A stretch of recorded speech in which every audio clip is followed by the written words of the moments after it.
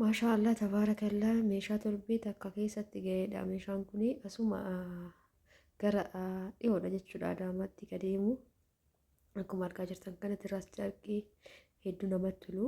Diizaayinii bareeda. Diizaayinii gamasii filatte garuu miidhaginaan isiinatti ergite caalaa hedduu bareeda kun baay'ee akka namatti tolaa. Asuma gara dissiisii kan deemu jechuudha. Maatiidhaaf sarpiraayiz gootee jirti. Maashaallah tabaarakallaa. Meeshaa nama sadiiti meeshaan kun immootu kaleessa dheeraa geessee ture garuu viidiyoo gadhiisuun natti hin tolle sukkaara kiiloo 10 egaa hundumaafuu bal'inaan laalla jechuudha. Assalaamu alaikum warahmatullahi wabarakaatu. Akkam nagaa ooltanii bultanii akkam jirtan isin hordoftoota kiyya.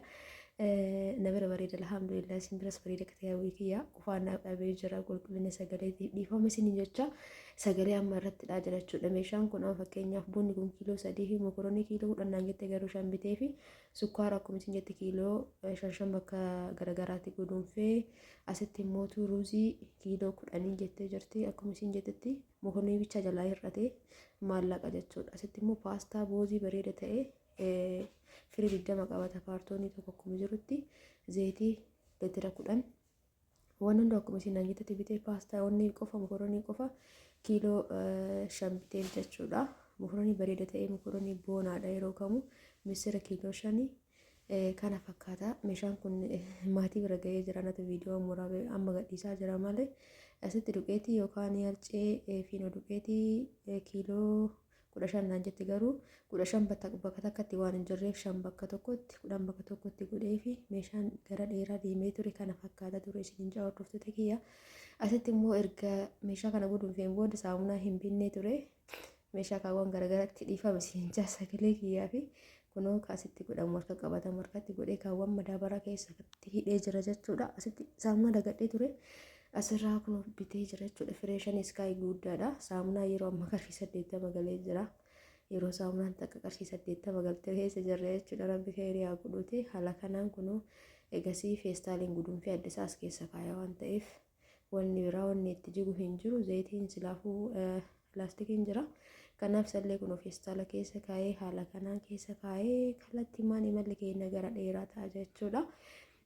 Egaa meeshaa kana geessee jira dhugaa dubbachuuf itti aansuun immoo meeshaan nama biraa isa kana wallaahi hordoftoonni kiyya baay'een keessa yeroo lammaffaaf yeroo sadaffaaf narraa ordarii godhataa jirtan uffaadha galatooma kabajamaan isin jaa rabbiin waan ofii jaalate mara isin milisin isin jaa hamtuun isin hin argini akkuma isin jaalattanii na filattanii gara kiyya dhuftanii waa hedduu narraa ordarii godhatan galatooma ulfaadha rabbii yaada muraada keessan isin haa guutu na jajjabeessuu keessaniif jechuudha. Egaa aannan niidoo kana akkuma argaa jirtan kana niidoo tokkoffaadha. Niidoon kun yeroo baay'ee argamu helwatu jira yeroo baay'inaan asitti juusa kana naan jette maangoon naan jette garuu kun firaafirii hundaa of keessaa qabu hedduu miidhagaadhaan of kiyya fayyadamee argee jira. Kookteeliin kun baay'ee bareeda. Atakiltii hundaa of keessaa qaba jechuudha. Firaafirii hundaa እና isa kana bitee fi aannan kun immoo isa guddaadha niidoo guddaadha. Zayitii veeraa 2 qabdi viintoo tokko qabdi obboleettiin tiyya. Baay'een keessan gatii jechuun keessan waan hin oolle dhugaa dubbachuuf waliin na mudataa jiru sammuu nagaan viidiyoo waggaa tokko duraan gadhiise viidiyoo 6-4-5 duraan gadhiise irratti sheerii godhaniiti waan gaafatanii dura waan gaafatanii egasii viidiyoo san sheerii irra godhan gatiin gargaraa meerii akkamii akkana jetta sirra akkana jettee miti jedhanii namoonni baay'een natti dallananii jiran jechuudha. Barbaree kiiloo 5 barbaree mana qophaa'eedha kadaakamii ture miti nuti eeganuu jedhan booda torbaan tokko keessatti kan geessu jechuudha. Sukkaara kiiloo 15 qabdi barbaree kiiloo 5 buna kiiloo 9 kana fakkaata. Meeshaan kun gara asaasaa ka deemu yeroo sadaffaaf yoo dongoruu baadhan irraa ordarii godhatte maatii ofiitii jechuudha. Maashaallah rabbi irraa haa jaallatu wallahi laazim.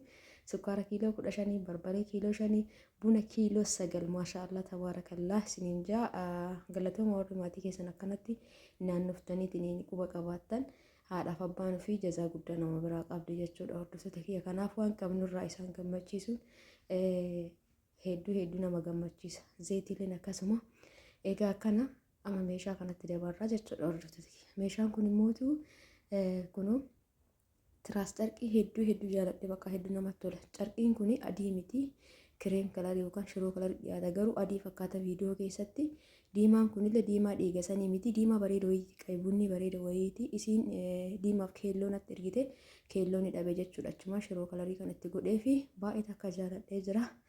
dhugaa dubbachuuf rakabootii kana baay'een keessan rakabootii naan jettan rakabootii ifaa san isiniin hin jedhu tokkoffaa haadha keessanii warri bittan rakabootiin ifaa sun xarzii hin qabu xarziin isaa burcuqqoo harka nama mura nama kaanu jechuudha kan agartanii xarziin isaa baay'ee takka namatti tola wanni nama muru hin jiru kanaafuu masaaballee qabaa.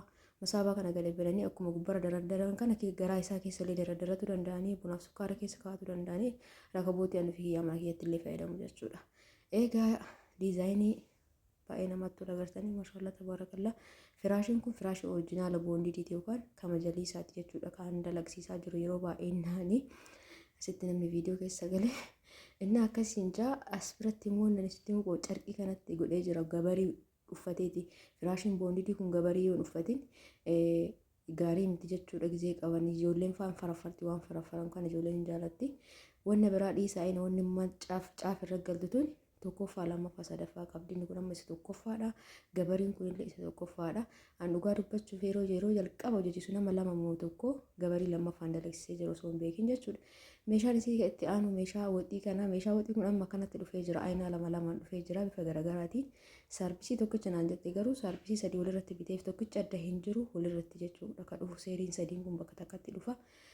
Egaa kana isin jaa hordoftoota kiyya cilfallee qabdi isaaniiwwan cilfaa hin qabdi garuu isin cilfaa waan hin jetteef cilfaa orijinaala bareeda sanii ka gizee kaamuu na biratti argattan godheefii jira saarvisii sadii distii xiqqoo waa irratti hojjetan naan jette baay'ee xiqqoo miti garmalee guddaa miti garuu distii jajjabina qabdudha distii dasiidha jechuudha ka gizee kaamuu waan bitu maashaallah hedduu bareeda distiin tuni bareeda jajjabina qabdi isa kana godheefii jira tokko maanda jarratti itti fayyadamuuf jechuudha saarvisii kana immoo joogii fi burcuqqoo irra daradaratu danda'ani joogii burcuqqooleen naan jettee turte garuu qarshiin hanqatee meeshaa lama moo sadii jalaa hanqatee asitti immootu walalii qabdi walalii isa tokkoffaa ka geengoo ofirraa qabu kana saantiifi inni tokkoffaan kana isa kana meetira 4 qabdi asitti immoo jabana jedheen gurguraa maandaja irratti itti danfatan xiqqaanaan jette maandaja hojii biteefii jira wanni guddaan as jira kun immoo distii guddaa wayiiti garuu viidiyoo keessatti baay'ee xiqqaa fakkaata maashaallah wallahi lazii akka isiin naan jette sanitti hin dhabee ka isiin jette olitti bitean jechuun amma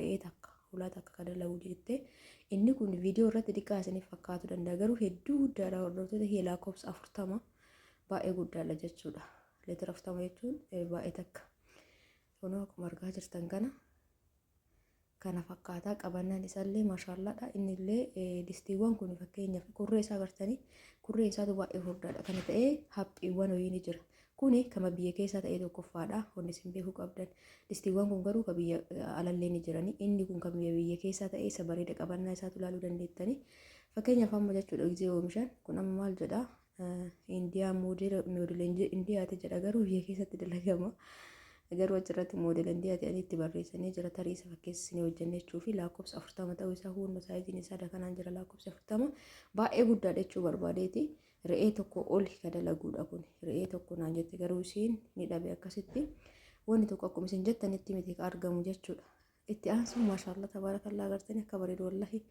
haati teessan osoo isiin hin beekin meeshaa kana amma fidanii yoo gadi farrashaniif akkam gammaddii maashaallah tabaarakallaa walla rabbi isinirraa haa jaalatu namni maatii keessan gammachiistan tasatti basirratti fudhatanii hedduuta kana namatti tola siniin kunillee baay'een keessanii sinii sibira jiru san jettanii gizeen dhabama garuu yeroo baay'ee ajajaan fida waan ta'eef hima fidachuudha maatii ofiitiif namni baay'inaan kana na ajaja egaa warri beektanillee ni beektan isin jaa hordoftoota kiyyaa kunoo agartanii yoo dalagsiisu carqii kana jala achi galchee dalagsiisaanii yeroo tokko gabariin isaa kun jalaas bahee nama jibbisiisa akkas ta'uu hin qabu gizee dalagsiisu gizee beeka irraa kaachuu tureera akkasii dalagsiisu ka jalqabe garuu ilaal gizee dalagsiisnu gatirratti haga tokko ni dabala jechuudha carqiin jala achi seentutun ta'ullee garuu ni bareeda akkasitti uxxir jedhee qabama agartanii haga tokko agartanii haga harkatti akkanaatan jala achi seenseera carqii kana yoo gabariin jalaa bahee hin bushaa jechuudha taani jajjabinni isaa wanta akka gadiin jedhu firaasha boondii nama beekutu beeka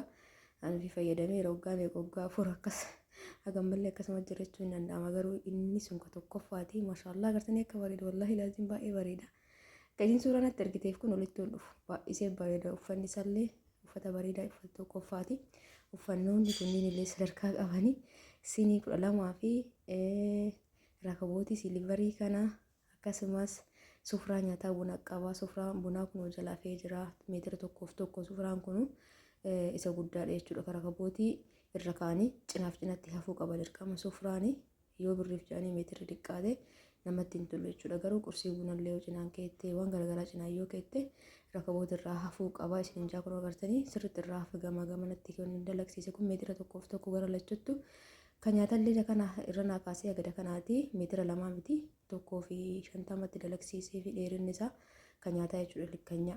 Maashaallah hojii isaa hedduu jaaladheera. Ispoonjii keessa galeetti kan dalagamu uffanni kunniin hundi isaatu jechuudha. Uffata majalisaa kan duraanii isa yoo ta'e malee carqiiwwan kunniin hunduu ispoonjii keessa galee haala bareedaan dalagama.